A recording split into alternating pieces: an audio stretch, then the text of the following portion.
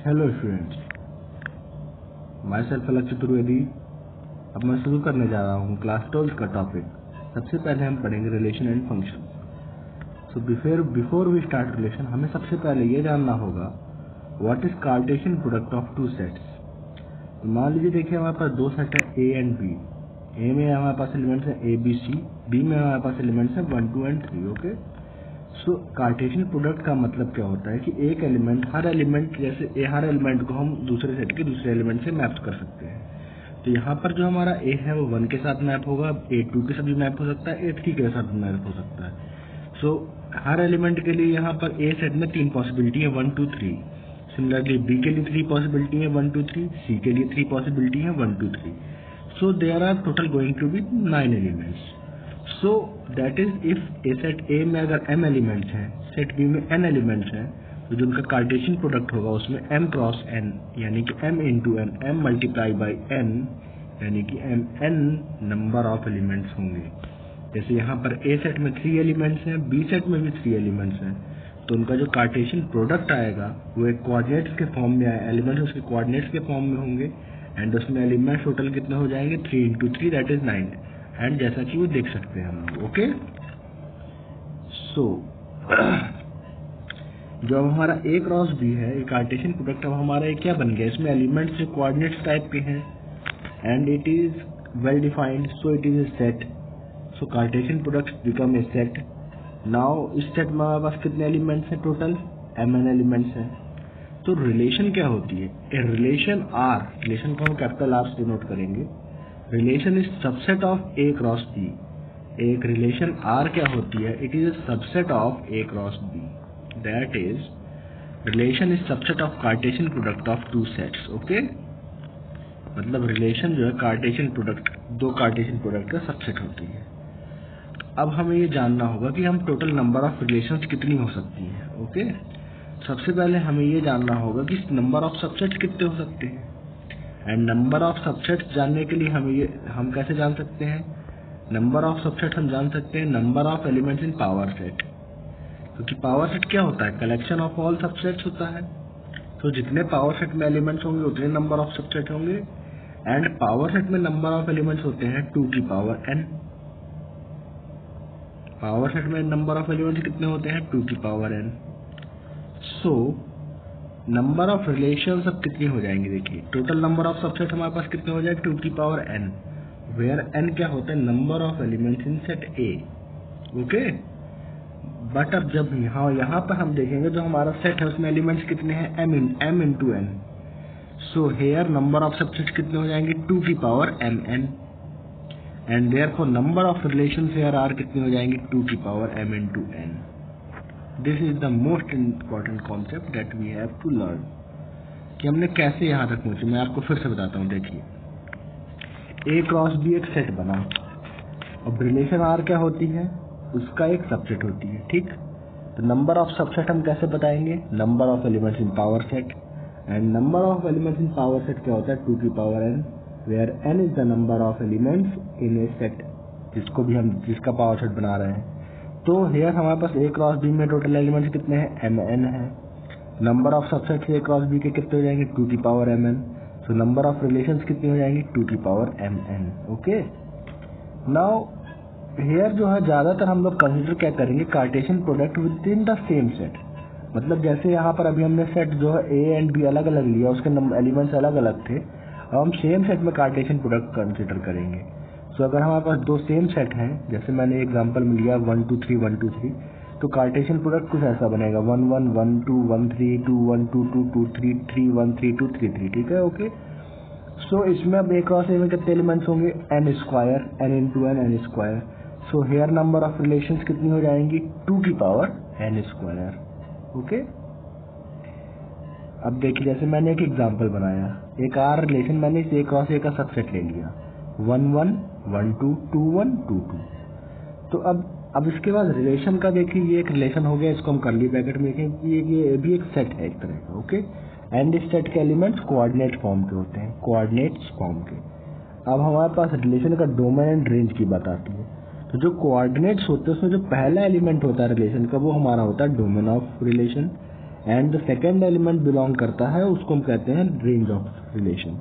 So here जैसे इस example में 1 जो है फर्स्ट एलिमेंट, 1 फर्स्ट एलिमेंट है फर्स्ट केस में, 1 1 2 2, तो हमारे पास ये 4 चीजें हैं। देखिए तो इसका डोमेन क्या हो गया 1 एंड 2, इसका डोमेन हमारे पास 1 एंड 2 आ गया। एंड सिमिलरली देखिए रेंज अब हमारे पास क्या है, इसका सेकंड एलिमेंट क्या है, इसका देखिए सेकंड एलिमेंट हमारे पास यहाँ पे ये भी 1 है, ये 2 है, ये 1 है, ये 2 है। सो ये हमारे पास इसका रेंज भी कितना आ जाएगा, इसका रेंज हमारे पास भी आ गया 1 एंड 2। मतलब कोऑर्डिनेट्स के फर्स्ट पेयर जितने भी होंगे उनको हम देख के कह लेंगे ये डोमेन है, एंड सेकंड पेयर जो होगा सेकंड एलिमेंट जो होगा कोऑर्डिनेट पेयर का, उसको हम कह देंगे रेंज। ठीक है, अब हम आते हैं टाइप्स ऑफ रिलेशन कितनी हो सकती है। तो यहाँ पर अब हम जनरली कंसिडर करेंगे Cartesian product with the same set, मतलब A क्रॉस A। ओके, तो सबसे पहले हमारे पास आती है वॉइड रिलेशन। जैसे कि हम जानते हैं कि फाई जो होता है नल सेट, वो सबसेट हर सबसेट होता है ईच सेट का। तो यहाँ पर A क्रॉस A एक सबसेट है, तो फाई उसका सबसेट होगा। Therefore phi is a relation on A, मतलब फाई एक सेट पर A पर रिलेशन बनाएगा। ओके, उसी तरह से दूसरा जो है हमारे पास, जैसे हम जानते हैं कि ईच सेट, कोई भी सेट होता है वो खुद का सबसेट होता है, उसी तरह यहाँ पर A क्रॉस A सबसेट हो जाएगा A क्रॉस A का। Okay, A cross A subset हो जाएगा A क्रॉस A का। एंड इस टाइप की रिलेशन को हम लोग कहेंगे यूनिवर्सल रिलेशन। क्या कहेंगे? Universal relation. और इसको देयरफॉर A क्रॉस A भी एक रिलेशन होगा सेट A पर, मतलब वो भी एक रिलेशन फॉर्म करेगा A क्रॉस A पर। थर्ड टाइप ऑफ रिलेशन जो हमारे पास है वो रिफ्लेक्सिव रिलेशन।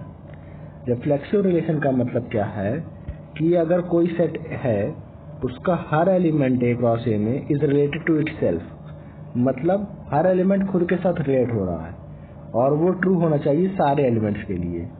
जैसे कि मैंने यहाँ पर एक सेट एग्जांपल लिया A लिया, A1 2 लिया, एक सेट लिया है मैंने A क्रॉस A बनाया है।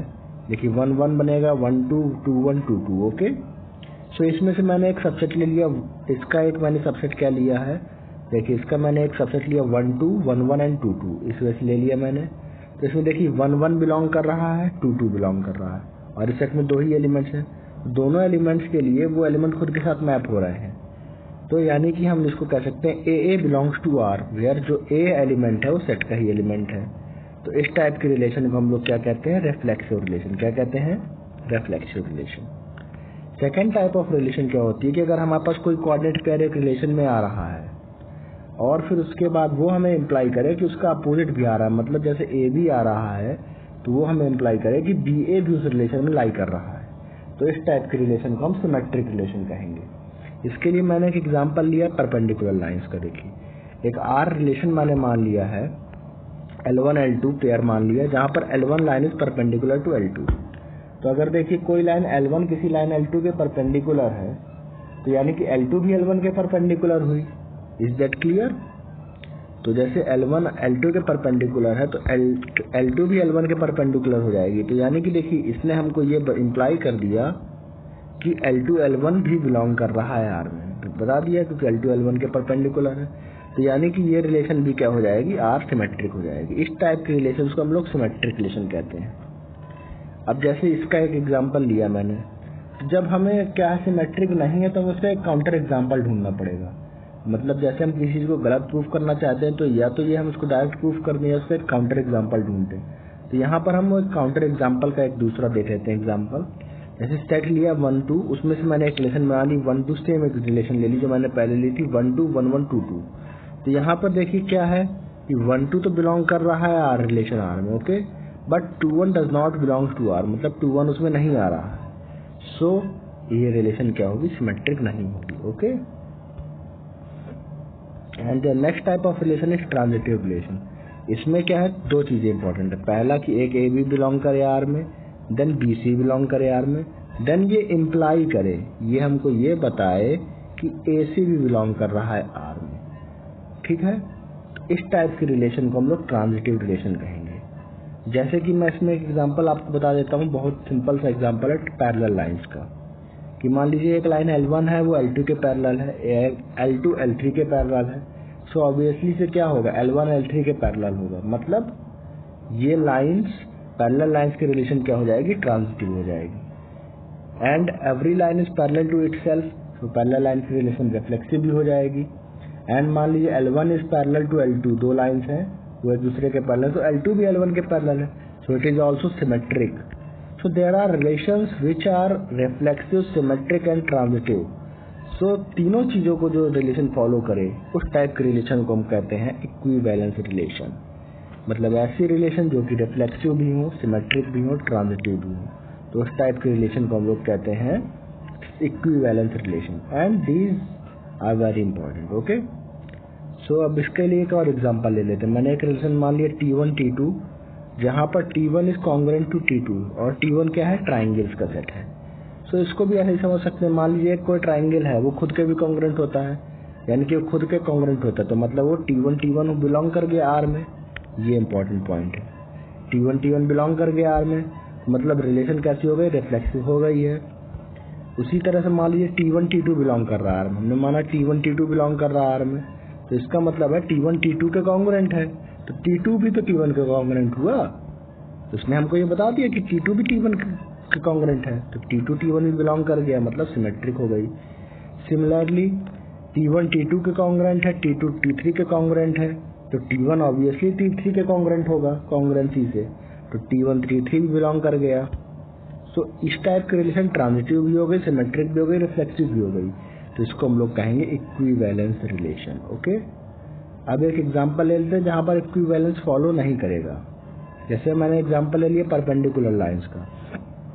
परपेंडिकुलर लाइंस का क्या है, देखिए एक लाइन खुद के परपेंडिकुलर नहीं हो सकती है, ठीक, तो ये रिलेशन जो है रिफ्लेक्सिव नहीं होगा, यानी कि रिफ्लेक्सिव नहीं है तो इक्विवेलेंस नहीं होगा। बट हम बाकी चीजें भी चेक कर लेते हैं। ओके, जैसे परपेंडिकुलर लाइन है तो सिमेट्रिक हो जाएगा, क्योंकि मान लीजिए L1 L2 के परपेंडिकुलर है, सो ऑब्वियसली L2 L1 के परपेंडिकुलर भी होगा, तो यानी कि ये सिमेट्रिक हो जाएगा। ओके, बट ये ट्रांजिटिव नहीं होगा, क्योंकि जैसे मान लीजिए L1 L2 के परपेंडिकुलर है, L3 L1 के, L2 L3 के, देखिए ऐसे समझते, L1 L2 के परपेंडिकुलर है, L2 L3 के परपेंडिकुलर है, सो ऑब्वियसली क्या हो जाएगा, L1 एंड L3 आपस में क्या हो जाएंगी, पैरेलल लाइंस हो जाएंगी। ये दोनों आपस में क्या हो जाएंगी, parallel lines. They are not perpendicular but parallel, क्योंकि L2 दोनों के परपेंडिकुलर है, सो L1 L3 बिलोंग नहीं करेगा R में, यानी कि परपेंडिकुलर नहीं, मतलब यानी कि क्या होगा कि ये ट्रांजिटिव नहीं होगा। ट्रांजिटिव नहीं होगा तो इक्विवेलेंस नहीं होगा। And now I consider example like this, जिसमें एलिमेंट्स दिए गए हैं। देखिए इस टाइप के एग्जांपल में देखिए सबसे पहले हमें उस पेयर्स को देखना होता है, इसमें एलिमेंट्स क्या क्या है। देखिए 1 1 2 2 3 3 है और सेट में 3 एलिमेंट है, मतलब रिलेशन रिफ्लेक्सिव हो गई। ओके, अब देखिए यहाँ पर ये एलिमेंट है 1 2, बट इसका अपोजिट 2 1 है, नहीं है, तो ये सिमेट्रिक नहीं है। ओके, फिर तीसरा देखिए 1 2 है, 2 3 है, बट 3 1 है, नहीं है, 3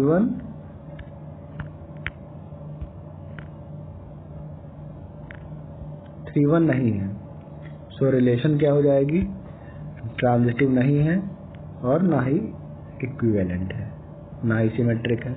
तो यानी कि आज हम यहीं पर अपना खत्म करेंगे। Okay, thank you.